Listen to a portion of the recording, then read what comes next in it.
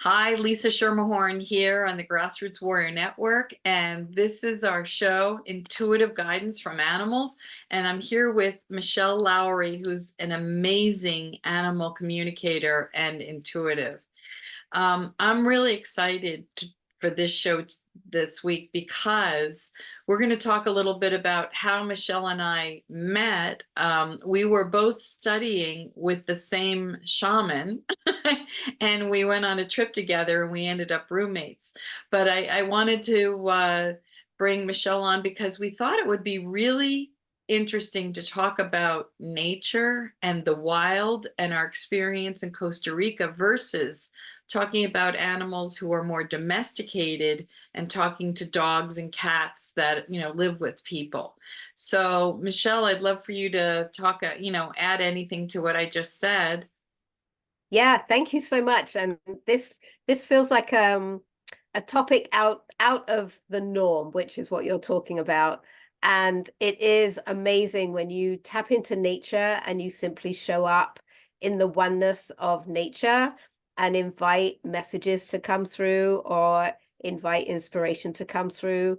Um, it's fascinating and it's untouched, it's raw, it's real, it's not affected by everyday life. And certainly in Costa Rica, nature was just flourishing and it was so alive and so rich. And then I just had these amazing experiences. And this was back 2015. So I was fairly early on my journey of communication, but I had some wild experiences with nature.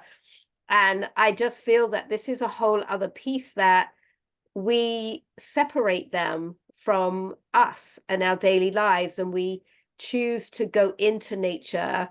And Alberto Villoldo's always saying, but we never left.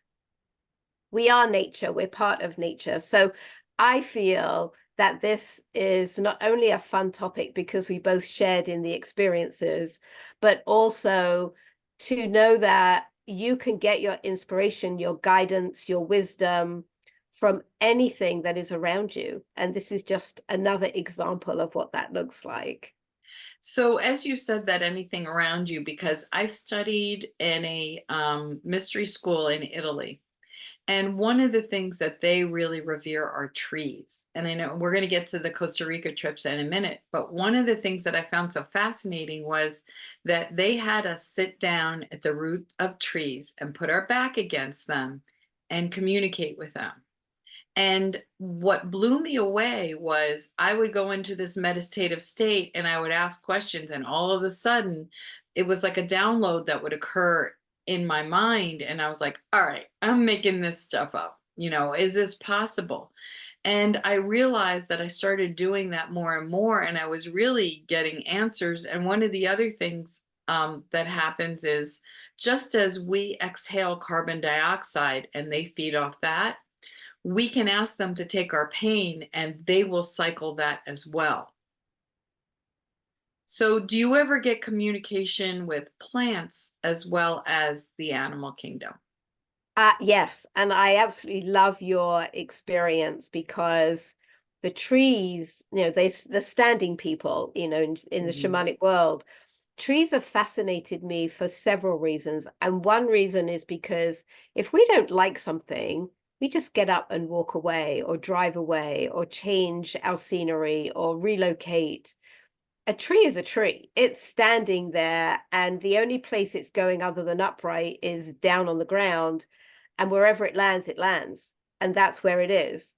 And so they've always fascinated me. And I've always felt I wanted to have a camera inside a tree and let it play out. It's the scene, the scene, the Hi, Maui. scenery. I know, it's ever-changing world because it literally is standing there and its world is changing and it has no choice, and Right. it has to adapt and it has to change and it has to survive or not survive.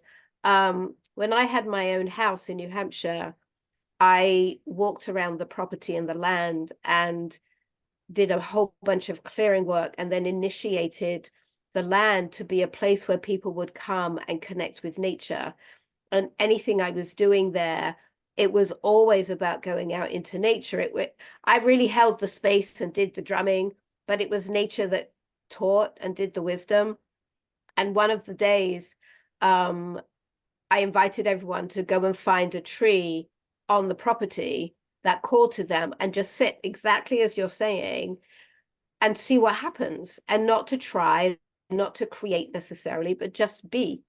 And that maybe it was a feeling or a thought or, whatever it was.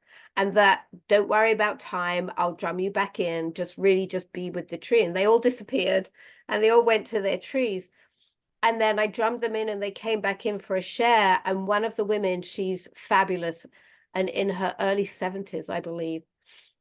And she came back and her jaw was like, and we all sat down to share. And she said, I would never have believed this if it didn't just happen to me.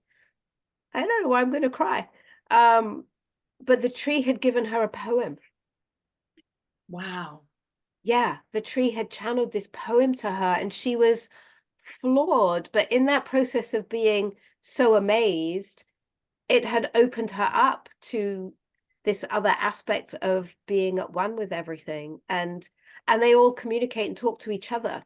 So, I'm forever looking at the trees and asking and learning and experiencing things. So I love that you did that and you had those messages and experiences. It's fantastic. Yeah, people don't realize, and I say I like live in a tree house, but that was my dream. My home is log, and then I'm in the woods on a mountain, and it's just this comforting place. And going into the woods and being in nature is just a huge part of who I am. And I used to live in New York City. I traveled the world, and everyone's like, "What are you doing? Where do you shop?" And I'm like, you know what? You find out what you really need and what you don't need, and you plan your day and you do all your shopping in one day. But I just find it really, really interesting because in our trip to Costa Rica, so we studied with a woman who was an elder in a West African form of shamanism. And this fellow, Malidoma Somé, he lived in what was the country? Do you remember? Was it Pacifino or it was, No, there were two words to it, and I yeah, can't think of it. But anyway, my understanding is when he was a young boy, some there were some religious, what are they called when they minister to people? The like a rite of passage or something like No, that. no, no. There were Christian ministers that came in. There's a word for it. I'm sorry. I've had a rough couple days. I lost my dog and I can't think clearly. Um, but anyway, they brought him to the United States. They convinced his family that he would get a better education. He was raised in the US. He ended up going to Brandeis. I think he got his doctorate. Yes. So he was this brilliant man, and he found this way to be the bridge between his world and the Western world, bringing these ancient ways. And so we learned these ways and studied, and it was all based in nature. So going on this trip to Costa Rica, we were really immersed in nature there. And it was such a wonderful thing that we got to meet on this trip and to watch you in action, because I didn't really know anything about um, animal communication at the time, and to see you really just stop, and the pad would come out and you'd start writing. And an example of that was we had a circle time, and our a shaman who we were studied with was in the middle of a class that she was teaching, and this leaf bug starts crawling across the center of the circle, and I see Michele whip out her pad and she starts writing. And this was 9 years ago. And I was always fascinated with what the message was. And at the time, the shaman we were working with was not happy because it was interrupting her coursework. And I thought it would really enrich that. But, I'll let you share the rest of the story. Yeah, absolutely. And just a little bit of a backstory is I never planned to go to Costa Rica on that trip. And I was supposed to be going on a different trip.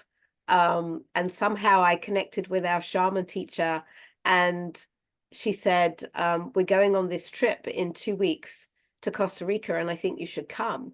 And I did what I've heard you say you've done in the past. And I just said, if I'm supposed to go, the time will be there, the money will be there, and I'll be able to go. And 2 weeks later, I was traveling to Costa Rica in this amazing opportunity for this trip. So, yeah, and it's funny because this particular teacher had really created the opportunity for me to open up into what I do and who I am, and encouraged it all. She would always introduce me as an animal communicator. So that's where it was also a little weird, because it was like, here, this is who you are and you're amazing at it, but oh, by the way, not now. So it was Not yet. yeah. So so what happened was, that morning, this leaf bug was on my windowsill That's of the right. bedroom.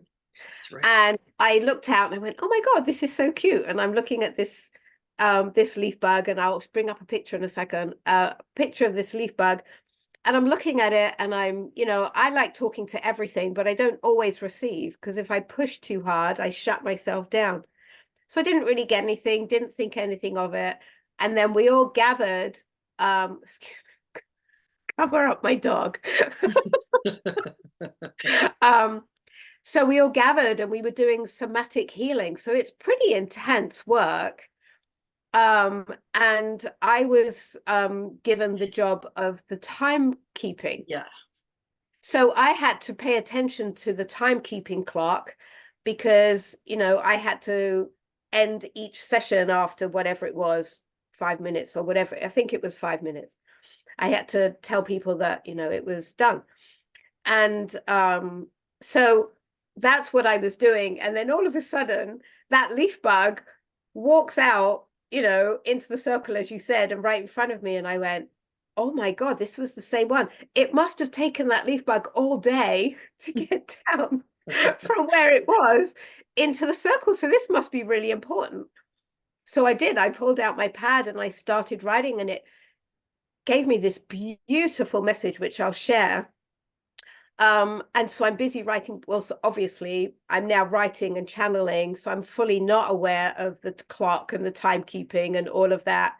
And I finished the message and I got called out because it had gone over time, and now I was in trouble for not holding that space. But I got this great message, and it wasn't received well, and I was disappointed, because this is who I was becoming, and I was evolving fast. And here was this amazing message that I wanted to share, because it's never just for me. And I never did get the opportunity. And here you are 9 years later. I've been waiting, and I remember I asked you, and you were so upset about being shut down. You I were like, was. I'm not talking about this right now. I'm like, what did the book say? I want to know. Yeah, I was. So now we have this opportunity. It's wonderful. So I'm going to share my screen, because I have a picture of the bug, and I think it's this, hopefully. Yes. Um, so there's the bug, Oh no, this is the bug. This is the message. and the bug. Can you not see the bug? No. Oh, all right. I'll bring up the bug. Oh, wait a minute. Okay. So we can just read the message while Yeah, you have I'll read that the here. message and then I'll show you the bug. I thought you'd be able to see both. All right. So this is the message that I got. There is much movement in being still. Don't discount how you navigate. I did not rush to be here, but here I am for you. to show you how to navigate and create space for your experience. I flutter like the leaves, yet hold true to myself. Be kind to yourself, little one, be kind. I am here to show you the way. Simplicity and ease, and you will flow like the beautiful being, oh my God, that you are. Remember your beauty always. Be the leaf, flow and flutter. Be the legs with a strong foundation with purpose. Oh, I love that. Oh, that's So like beautiful. quite emotional, actually. It is. Oh my gosh. So, yeah, so that was like this amazing message that really took me into a whole other time and space while I was doing it. And I want to show you this leaf bug. So let me see if I can bring that. Oh, there it is. Okay. Can you see the leaf bug? Yeah. Aren't they beautiful? Yeah. I mean, it's such a fascinating creature. What a creation, No, to have. it didn't fly. It walked. Yeah. Correct? They're like a Yeah. beetle. They're more like a beetle, they walk. Yeah. And how big would you say it was? Do you remember? Um, I would say maybe 3 inches. Okay.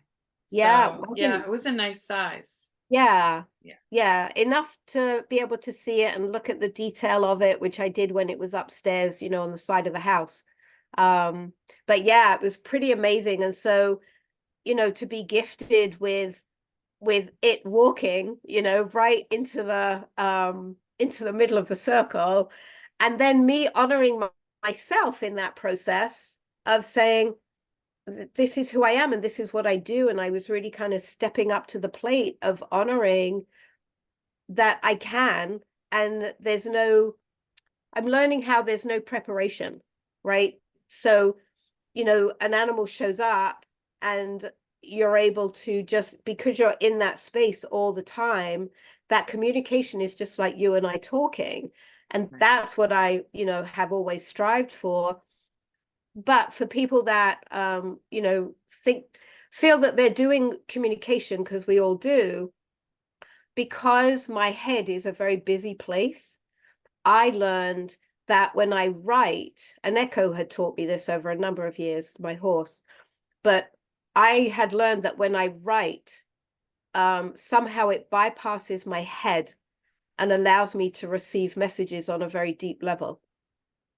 So most of the time when I'm doing that work, I'm writing. I have journals and journals and journals and journals of all kinds of things, but I write. And so if you find that you can't hear a message, or you're trying and nothing's happening, try putting pen to paper and just allow the pen to flow and see what comes out. It's been an amazing tool. So yeah, so now you know what the leaf bug said. I will send that to you, Lisa, too, so you have it. Thank you. I appreciate that. So, yeah, that leaf bug was very cool. And here's the thing about Costa Rica. They're all about ecotourism.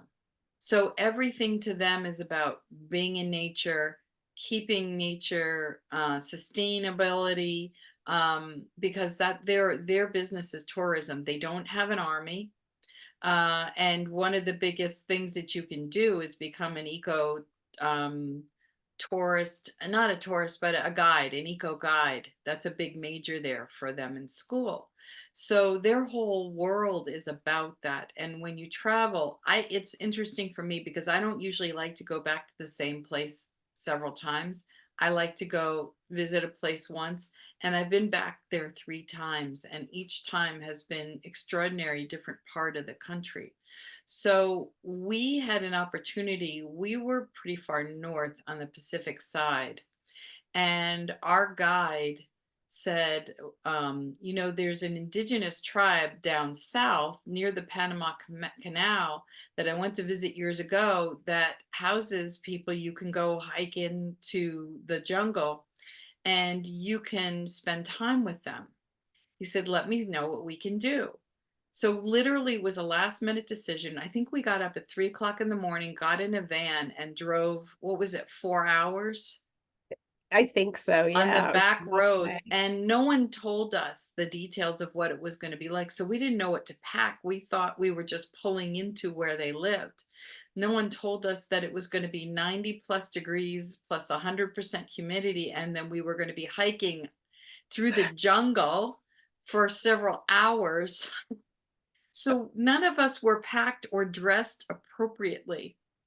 And I have to tell you, it was a very interesting. I was like, I felt lost because I had no idea if we all knew where we were going. It was just kind of like keep going, and our guide kept saying to us, "Oh, I'm so sorry, I forgot it took this long to go."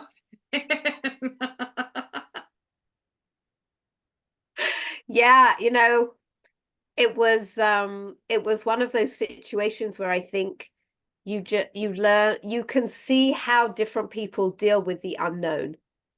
When you take a group, because there was 10 of us, I think, Right, and you take a group and you put them in a situation like that, and it's like, here's a mountain, you're going to climb to the top of it, and oh, by the way, it's hot.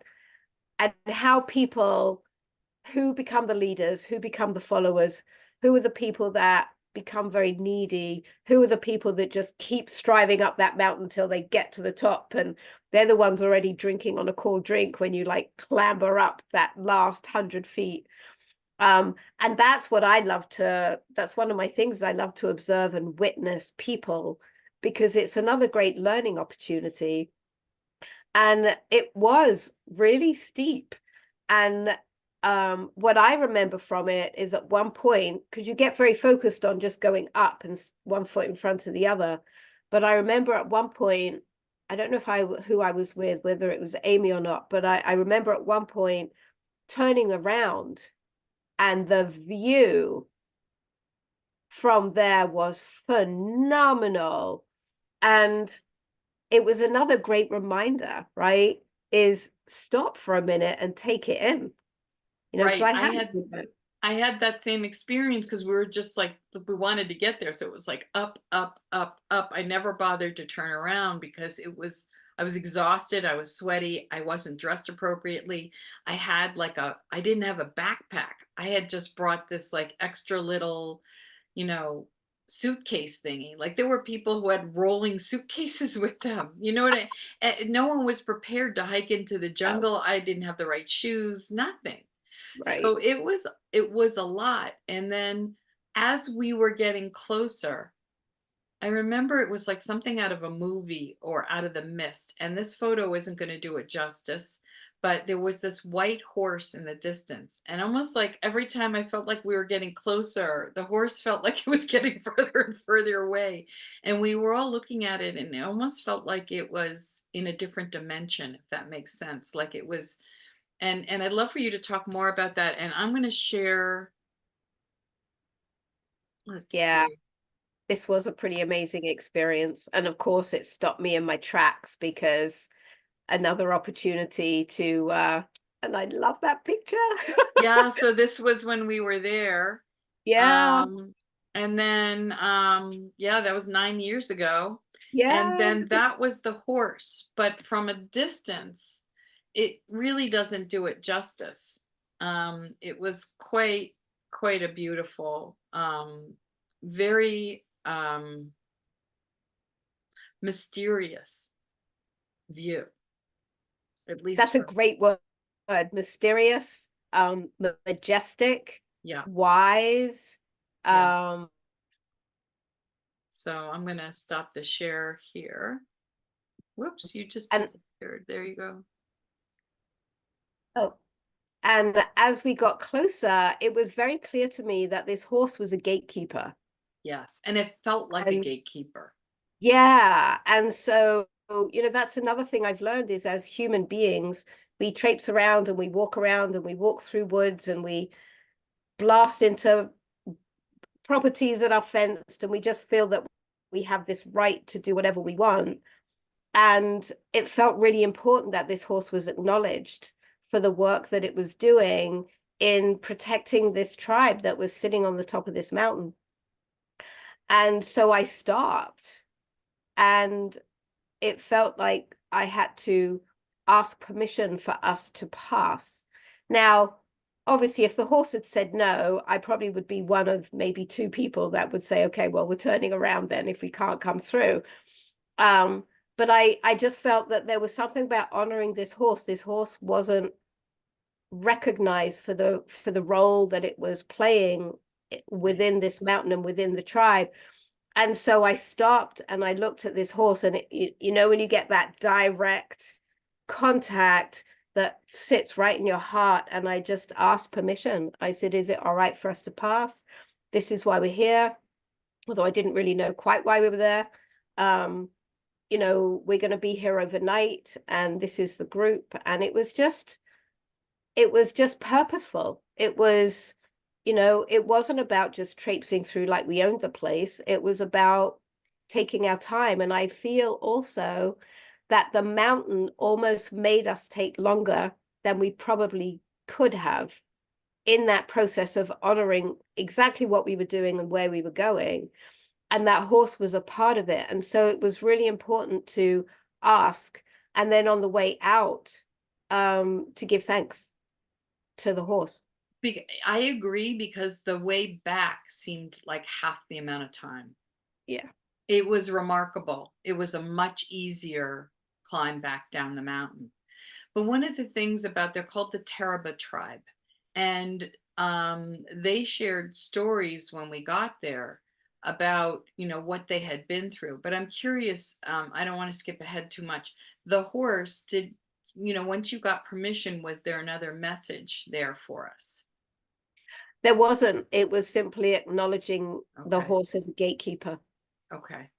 And you'll As find that, I mean, you'll find that just in general, if you go on a trail in the woods and there's two trees, mm, that often is a gateway.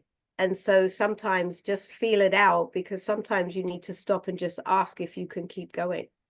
And there's a great honoring to that. And you'll find that the energy just like opens up as you walk through. So yeah, so just on a side note. that's so interesting. So yeah, as we got closer, we were greeted. Now this tribe lives completely off grid, on the land. They had no electricity that I recall. Everything, they had an open air kitchen and mosquito netting, and they asked us, it's kind of like a peace pipe, to sit around in a circle, and they passed around this bowl, and they kept saying chicha, and they didn't tell us what was in it. We were barely, you know, able to communicate. It was Spanish and English, and I think we had someone who could understand a little bit. Oh, our guide understood Our Spanish. guide, Yeah, yeah, yeah. translated for Yeah, us. Alfred, I think was his name. Yep, So Alfred, yeah. he was translating for us. So no one told us what was in it, and this bowl kept getting passed around.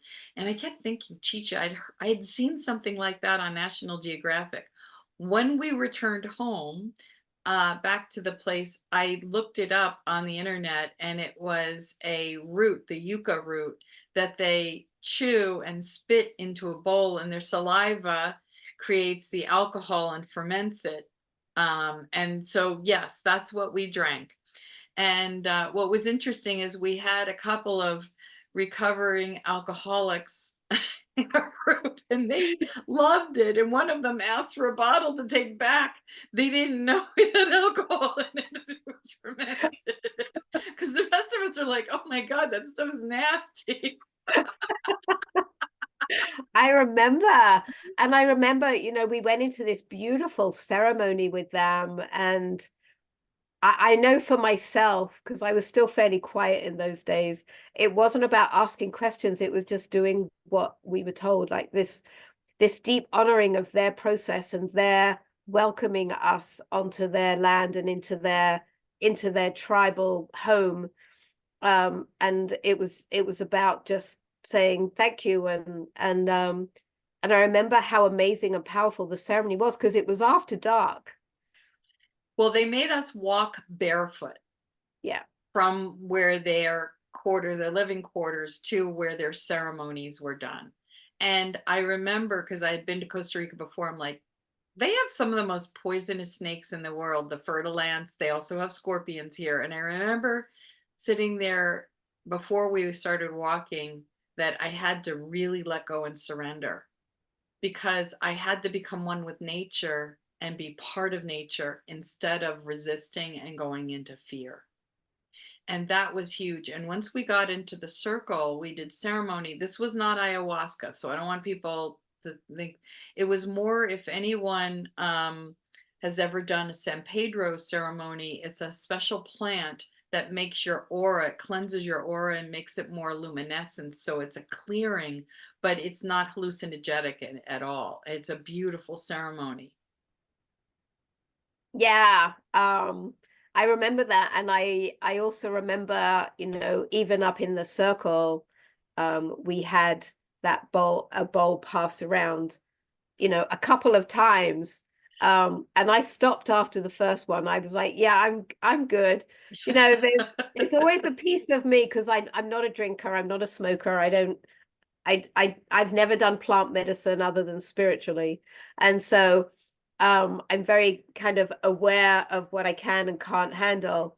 And I remember it going around, and I was like, no, I'm good. And I was feeling great. And the ceremony was so powerful. And just to be as a white person in an indigenous tribe that was staying so true to their culture, that, you know, that's what Malidoma always felt to me also, was Right, being indigenous and staying true to that and not being shifted or changed by the white man or the white culture or the white ways, right. and really keeping that indigenous piece and the ceremonies and the belief systems really, really strong, because ultimately that's what keeps the earth going around, is the indigenous cultures. Right, and their story was heartbreaking because, and this still goes on, so for people to know. Um, Paulo shared with us, Paulo shared with us his story of his, is it his grandmother or his mother? Do you recall? Don't. I can't recall if it was mother's grandmother, but so the Spanish came over and they wanted to bring their Christianity and convert all of them, and they were forced to forget their ways, similar to what happened to the Native Americans in the United States, where these brutal schools that they were sent away to basically indoctrinate them. So he told stories of his, I think it was his mother, having to kneel on gravel for hours if they spoke their own language, the torture and the beatings that happened that they had to convert. And they recently, when we were there, had just gotten permission to have their own schools so that they were allowed to teach their own ways to their own people. So we were there, I want to say 2015, and Yeah. they had just the year or two before gotten permission and they were building a school. And their tribe got cut in half because the border of Costa Rica and Panama were created. And there was a river that ran through, and that's where the separation happened. So they had family and tribal members in Panama as well as Costa Rica. And the government of Costa Rica was trying to get them off their land because they wanted to build a dam and they wanted to take over that river. So they were going through quite a bit. But if you ever want to go visit the Teraba, Terabba tribe, I don't know if it's two R's or two or and one B. I have to look it up. We can get it, but you are welcome. Anyone is welcome to go. They teach and they want people, they want to share their ways because their young people are not carrying on. They become westernized. So they're looking to teach their ways of plant medicine, how to grow plants, and all of their ways in the jungle. It's a really remarkable opportunity if you're interested. So you can feel free to research, because I'm still in touch with them on Facebook.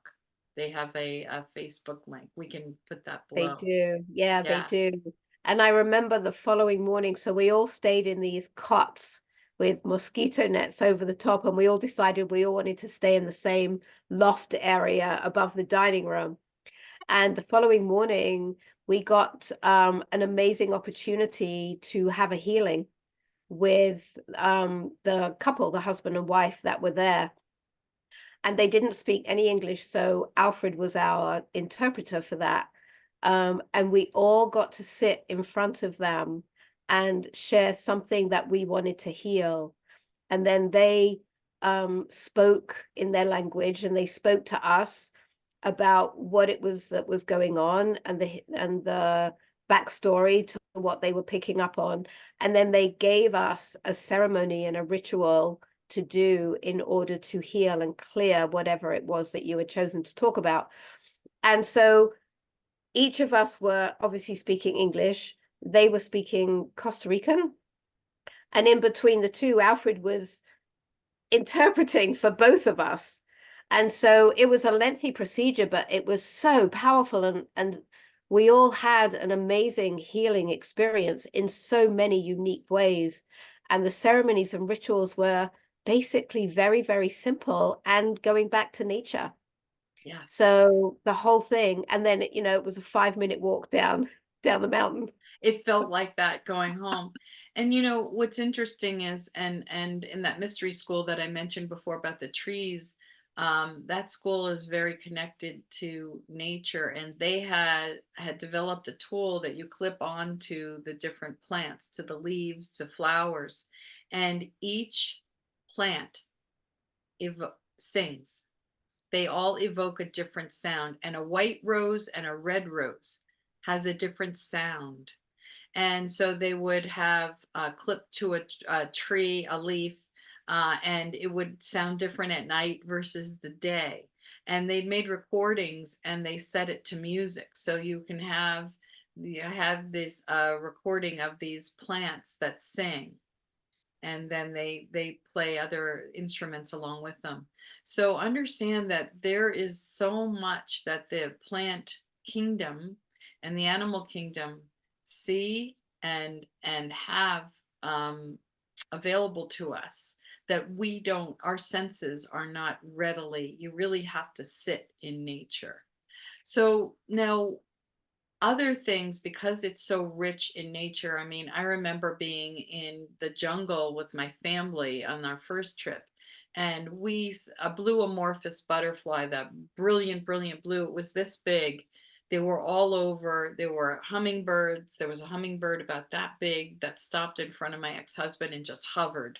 What felt like 30 seconds. It was probably 5 seconds, but it felt like an eternity, just right in front of him. Crocodiles and toucans and macaws. I mean, it was incredible.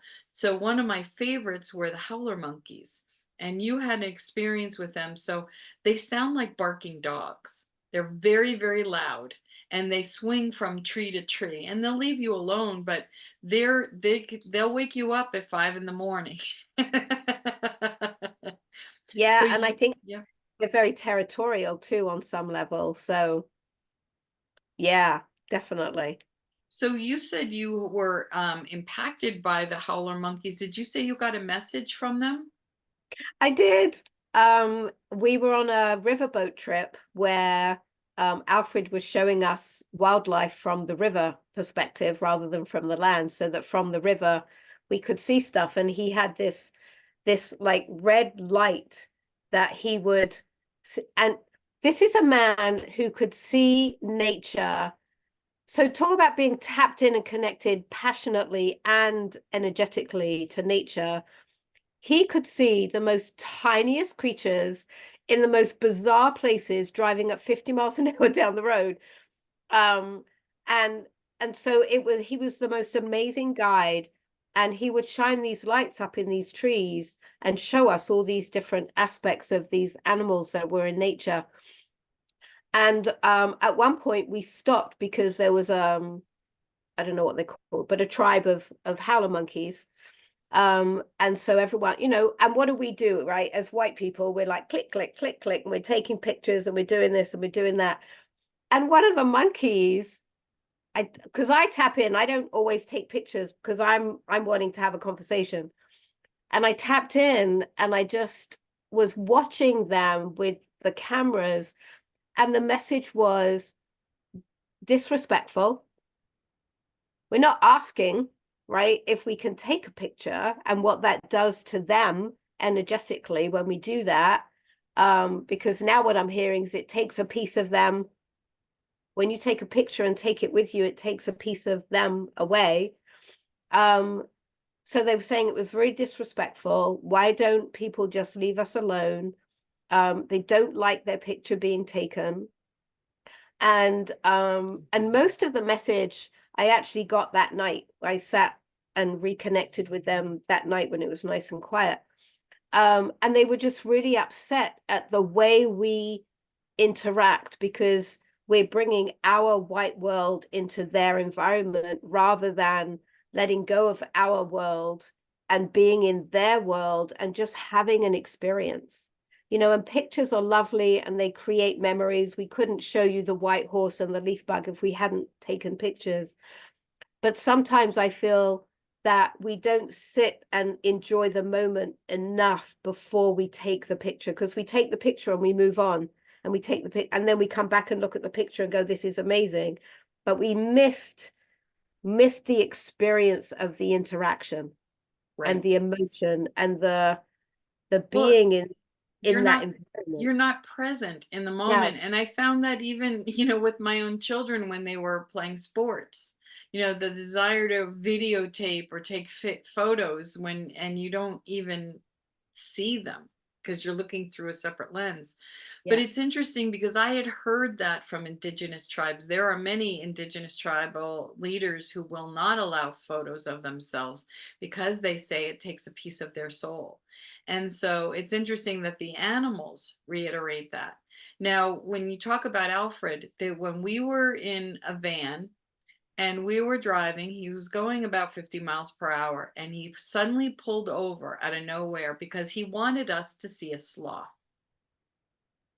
And he pulled over and we got out, and way up at the top of a tree. I'm not kidding. It was literally like it was about a dime size, like way up in a tree.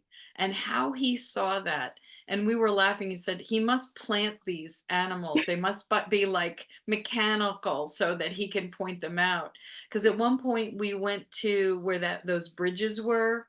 There yeah. was a national park, and all of a sudden he knew there was a snake in certain places, and he just was amazing pointing things out. But he is very, very connected to nature, and I learned a lot about nature from him. But yeah, that sloth is literally curled in a ball at the top of a tree. We couldn't He believe that he saw that. he spent all week promising us that before we left, we would see a sloth. And I think it was either the day before or the day of that we were leaving. And he did exactly what you said.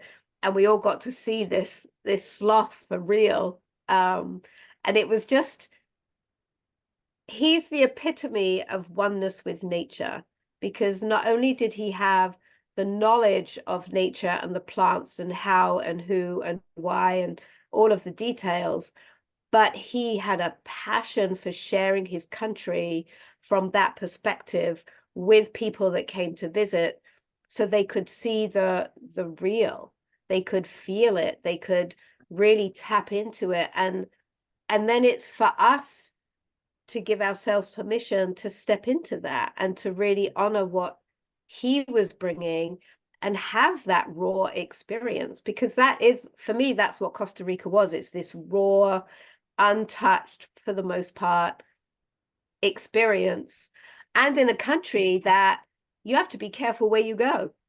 So there's all this beauty and this richness and this nature, and then there's also, some danger zones that you have to be careful of. So it's a real balancing act when you go to countries like that, thank goodness we were in a group and we were with a guide and we had the most amazing experience, but honoring the reality of the country that you're in also. Right, right. Because you always had to check your shoes because scorpions crawl in there. You Yeah. always had to check for snakes. There were always things that we needed. Plus, they advertised that there's not a lot of crime, but there was still barbed wire around people's homes and fencing. I mean, you still have to protect yourself. But I have to say, and this is not an advertisement for Costa Rica from the standpoint of we're not taking anyone on any trips there. It's just our own experiences. I had someone express to me that it reminded them of what Hawaii looked like 30 or 40 years ago before Hawaii was really developed. And you have the east and west coast, then you have Arenal, which you've got volcanoes. So the flora and fauna is very distinctly different depending upon what part of the country you can go to. And you can literally, like in one day, we drove from one end of the country to the other. We were up near Nicaragua, and in 4 hours, we were down near the Panama border for our adventure. So it's a very drivable, although I was glad to have a guide. But I'm wondering, you know, was there any other sense that you had from being in Costa Rica and from the animal and the flora and fauna? Anything else that really touched you about your experience there? Yeah, just gonna cover up my dogs. My dog is not shy. And he's not fixed either. We'll just keep this like R-rated. Yeah, PG. We'll keep it PG. PG, yeah. I'll just do that. Um, that's a great question. I feel that Costa Rica was an incredibly transformative experience. Um, in that I was awakening at a fairly quick rate at that point. And so to go somewhere like that and get to understand the culture and get to understand the animals, because that's always what I'm about, and nature. Um, but also it was the little things like when we got to the house and we found out there was no warm, hot water. It was only cold water because it was a basic house that we were staying in. And again, everyone's response, right? Oh my God, I can't possibly take a hot shower, a cold shower, and by the end of the week, we're all going, I'm next in the shower, because it was actually so rejuvenating. And there was that pool thing there that everyone relaxed in. And so watching the navigation of, again, not being in the Western world where we flick a switch and we have a light and we put the water heater on and we have hot water, and really going down into basics and keeping things really simple. And for me, that in itself is where I excel. When I don't have all the noise and all the crazy and all the technology, I know we couldn't do this without technology, but it's nice sometimes to just detach from it all. And back then, I don't know, cell phones weren't as crazy a piece of our lives as they are now. And so it for me, it's an opportunity to just be present in a brand new environment and really get fed. Like, Right. I want to get fed, and I want to learn, and I'm this little kid, this open book. Um, and it was one of those trips where it was never planned for me, because 2 weeks and I was going on it. So there wasn't time to really think or explore or do anything beforehand. And I tend to do that anyway, just come in raw and just have the experience that's happening right in front of you. No, I've done trips like that before. I was at an event and someone approached me and said, by the way, I'm leading a group to a trip in Italy and we're leaving in 2 weeks. Someone just canceled. I'd like you to join us." And I was like, Italy in 2 weeks? How am I going to do that?" And she said, "Just tuck it away. If you can join us, that would be great." And I remember thinking to myself, I can't do this and I can't do that. And then I thought to myself, why not? And then I asked if it was meant to be, let the money appear. And I got home and there was a check in the mail from someone who had owed me money from years ago, and I had written it off and thought that I wasn't going to um, ever get paid back. And so the fascinating thing was the manifestation. When you're supposed to be somewhere and you trust and surrender and let go, because I could have used that money for other things, but I was like, no, this is a sign I'm supposed to be on this trip. And so I so honored that, and it was a huge lesson for me. And I do more of that, like where the breadcrumbs follow, and following the breadcrumbs and surrendering to that. And the thing about living the way that they do in Costa Rica is that being in touch with the land and really watching the animals and being in touch with nature and grounded. I am so attached to my phone and so attached to my computer that it's almost like I need to get away to a place like that where I can't. I mean, I remember we had no electricity during the day, and we had no Wi-Fi, and we had no hot water. And it ended up being a really amazing thing. And we were all in bunks. I think there was one bathroom, Yeah. 10 of us sharing one bathroom. So it was a very interesting experience. But I would say, going back to the difference between being immersed in nature like that versus being in a more domestic area. And I wanted to ask you, what is the difference in communicating in the wild versus communicating with more of the domestic animals? Thank you. I love that question. What I've experienced is when you get an animal that's been domesticated, they do show up differently because they've intertwined into our lives in whatever world we live in. And their purpose and their mission and their connection to us becomes part of that world that we live in. So I believe that all animals always hold a piece of their wildness. I don't believe it really ever goes away, but certainly we create restriction. Right. So, if you have a horse, now you've put a fence around it, and most of what horses do is travel 20 miles a day, picking up plants and herbs and food along the way. And they're in a group, and they're running together, and it's the most amazing sight. And then we take that and we put fences around them, and we wonder why they get sick, and we wonder why they crave each other's company, and so we take them out of their natural existence, but we don't recreate as best we can most of the time and Right. give them back as much of that as we can. And I feel that their message becomes one that is very connected more to our path and our mission than it is just being in the all natural world and sharing this very clean, raw, real communication. Right. Um, I do believe that horses never lose sight of when they were wild. Um, I believe that they get to a point where enough is enough. They start hurting people. It's basically all they've got left to say, nobody's listening, enough is enough. And Echo taught me it was about volume. You know, Animals are very quiet. Their communication is very simple.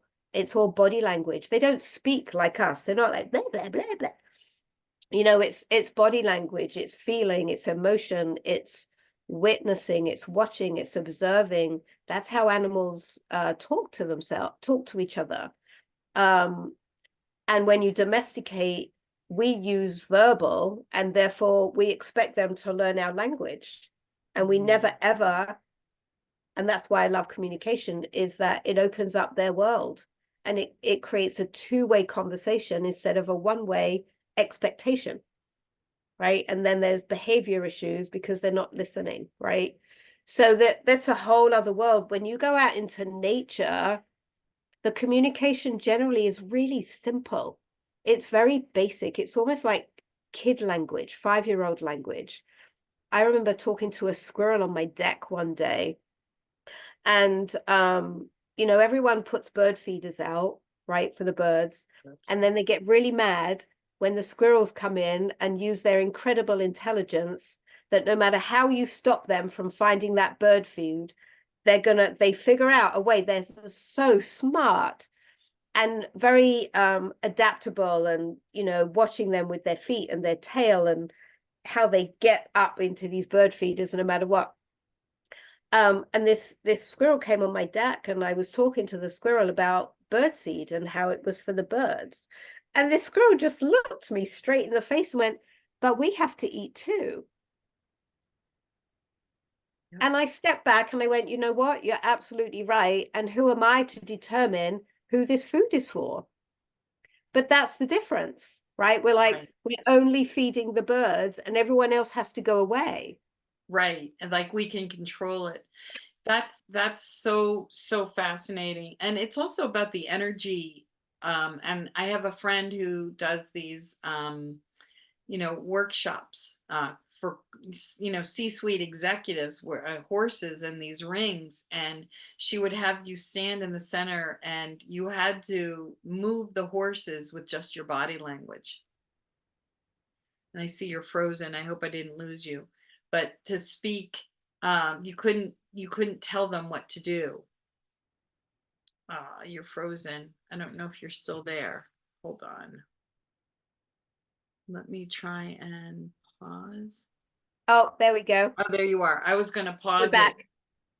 So we're back. But anyway, we were all like trying to move the animal and using our energy, like move, and no one was getting the animal to move. And then Janice walked right in and she went into this centered, present, grounded place. And then she could just get the animals to do whatever it want. And it was a big lesson on how we bowl people over with our energy and try to control people in our own world. So that was really, really powerful. I love the story about the squirrel. And one last question before we go was one of the things that I noticed, like our animals pretty much are domesticated, at least in the Northeast where I live, animals are pretty much inside, the dogs, and cats, a lot of the cats are left inside with good reason. There's a lot of coyote and fox and animals that can get to them, and hawks and owls. Um, but my time in Peru and Costa Rica and South America, where even if you own a dog, which you're not really don't really own a dog, but if you're a dog's person, they still don't sleep in the house and they don't really have them in the house. So I'm curious of the difference in, are they happy? Do they like that? Do they like their freedom, or would they rather be in the house when it's raining and all of that? Yeah, it's another great question. And I've definitely explored this topic a lot. And it all started really, one, Costa Rica started it. And the other experiences I've had is in the shelters, because I do a lot of shelter work with what I do to communicate with the animals there and help them out. And the animals that are transferred from the south, or the animals that are transferred after Katrina happened a few years ago, and talking to those dogs was fascinating. In Costa Rica, when we went into town, there's dogs everywhere, and they run together. You've got tiny dogs and big dogs and middle-sized dogs and all different kinds, and they're all, the ones that I saw anyway, are all like running together. They go into the restaurants, they lay under the tables, I think in the hope of food or getting out of the heat. But and one restaurant that we all went into, there was actually a collection box on the counter to feed the dogs, where people could put money in to feed the dogs. Um, so of course, first thing I do is I want to check in with these dogs and see, how are you feeling? What is it like on the street and all of this? And I'm feeling their energy. It wasn't like anybody particularly had a conversation with me, but I just felt into the energy of these dogs. And they were happy. And I'm not saying every dog on the street is, but these dogs were happy. They were content. They were unrestricted. Nobody was telling them what their agenda was like and what their day looked like. Some had collars, some didn't.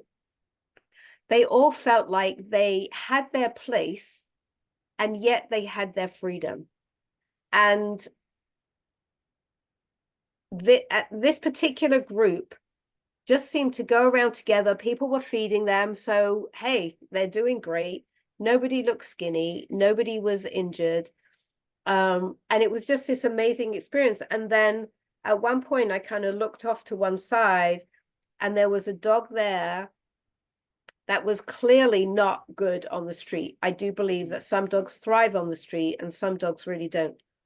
And this dog was terrified, and it was skinny, and it was staying out of the way of everybody. And, you know, that would be the dog that I would say, all right, you need either somebody's home, or you're one of the dogs that needs to go somewhere else.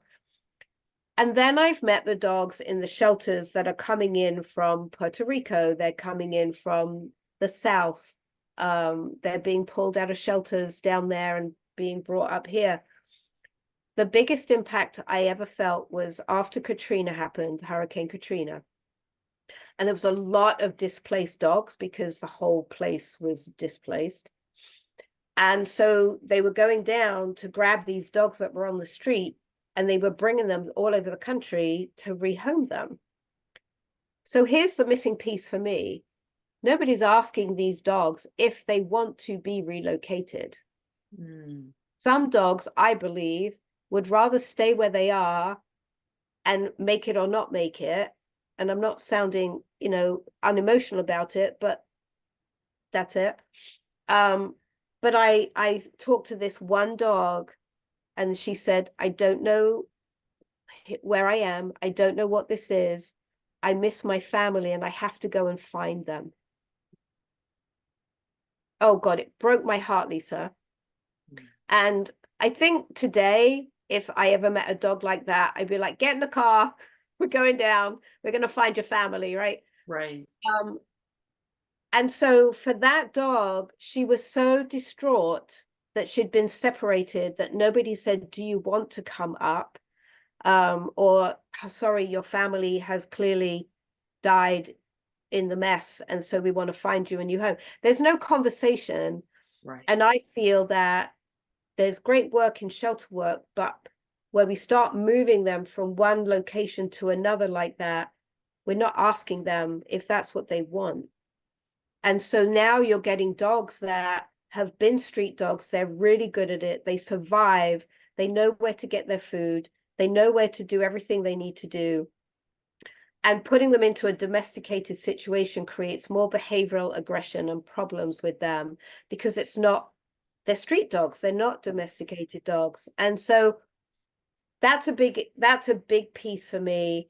And sometimes those dogs don't make it because they're not designed to be in somebody's house. They're not designed to be a 9-to-5 dog. And that was a big piece for me. In these dogs are semi-feral. I mean, this is probably a whole show all of its own to talk about this. Absolutely. We can go into a lot more detail, but it's Yeah. just interesting for people to understand that just because a dog is on the street doesn't mean that they need to be inside a home. I would say maybe down south that's more the case, but if there's dogs on the street in the north, with the cold, it would break my heart to see an animal out having to endure that. So I would hope that the dogs were at least Yeah. safe in that situation. So Yeah, and definitely. and one of the things that I wanted to say, and this is what's been really exciting, for those of you who are watching, we didn't really have a message from someone about their animal in this show. But if you have a dog, a cat, a bird, any animal, and you would like, or one that's past or currently living, and you would like a message, and if you think your story is something that you would like to share on our show, we can do it one of two ways. Michele can just give you a message from them on the show, or you can come on and we can talk about them. And so it would be really, really interesting to have as many people. We're looking to get people's stories. So please message us, and Michele will get a photo. We need a photo and a name and contact information, and we would love to have you on. And anything else before we finish up, Michele? Anything that we need to cover that we didn't?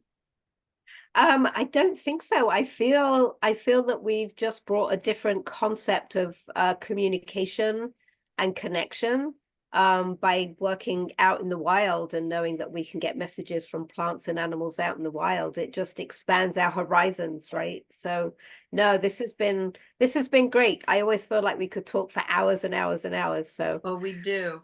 that we do.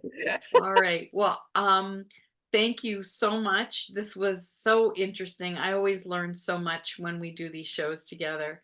And thank you so much for doing this. And I can't wait for next week. Yes, absolutely. This has been amazing.